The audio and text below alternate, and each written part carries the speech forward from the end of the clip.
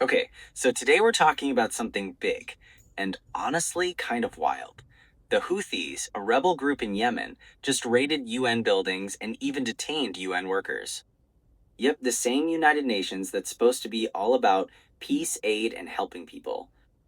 If you're sitting there thinking, I don't even know what a Houthi is, let alone why they're raiding buildings, don't worry. By the end of this video, you'll understand exactly what's happening, why it matters, and how it could shake up the Middle East and beyond. Let's start with the basics. Who are the Houthis? Imagine you're in class, and there's that one kid who refuses to follow the rules. That's kind of like the Houthis in Yemen. The Houthis are an armed rebel group, officially known as Ansarullah. They come from the north of Yemen and follow a branch of Islam called Zaydi Shia. They've been around for decades, but they really rose to power around 2014-2015 when they took over Yemen's capital city, Sana'a. This sparked a giant civil war in Yemen, a war that's been dragging on for years. On one side, the Houthis. On the other, the internationally recognized government of Yemen, backed heavily by Saudi Arabia and, at times, supported by the United States. It's messy. Like trying to untangle your earbuds after they've been in your pocket for 3 days? Messy. And to make it even more complicated, Iran supports the Houthis. So we've got a regional power struggle happening in Yemen's backyard. Now, let's talk about the United Nations, or the UN, the global group that's supposed to help keep peace and provide aid. In Yemen, the UN is mainly there to deliver humanitarian aid. Why? Because Yemen has one of the world's worst humanitarian crises. Millions of people don't have enough food, clean water, or medicine. Kids are literally starving. So, the UN runs offices in Yemen to coordinate food deliveries, medical supplies, and peace talks. Think of them like the grown ups in charge of snack time, making sure everyone gets at least a granola bar and some water.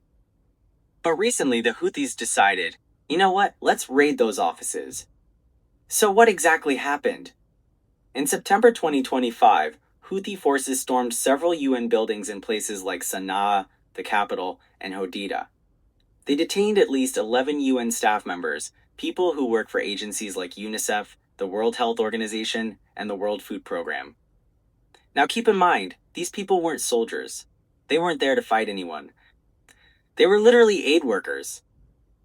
The folks making sure starving kids get food and sick people get medicine. It's like if firefighters showed up to put out a fire and someone said, nah, let's lock them in the fire station instead. Doesn't make a whole lot of sense, right?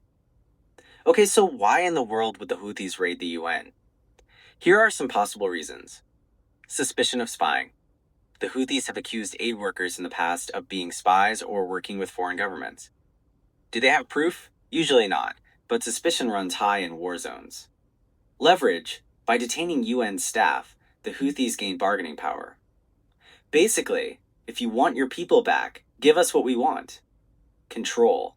The Houthis want to show they're in charge in areas they control. Raiding UN buildings sends a loud message. We run this place, not the international community. It's like when your little sibling takes the TV remote and refuses to give it back. Except, in this case, the remote controls food supplies for millions of people. So yeah. Slightly higher stakes. Here's why this matters. Humanitarian crisis.